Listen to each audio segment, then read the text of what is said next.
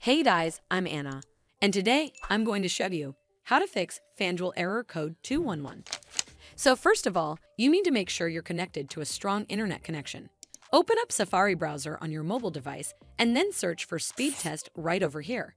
Here on this page, you need to tap on Run Speed Test.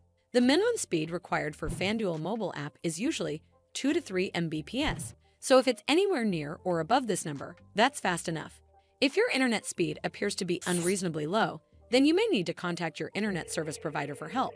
This should fix the issue, but if it doesn't, then you need to make sure you're running the latest version of the app.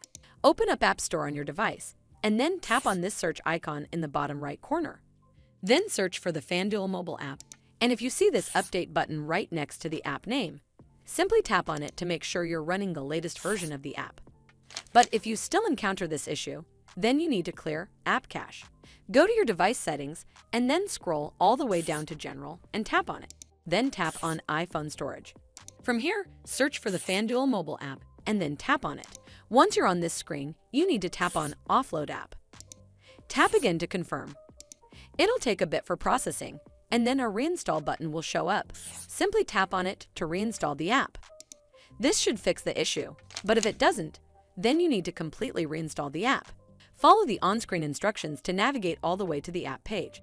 Once you're on this screen, tap on Delete App to uninstall the app from your device. Once uninstalled, you need to open up App Store and then search for the FanDuel mobile app right over here in the search bar, and then click on this Get button to install it back on your device.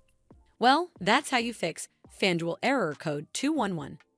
I hope you found this video helpful, and if you did, make sure you give it a thumbs up to see more videos like this, and don't forget to hit that subscribe button. We'll see you in the next one.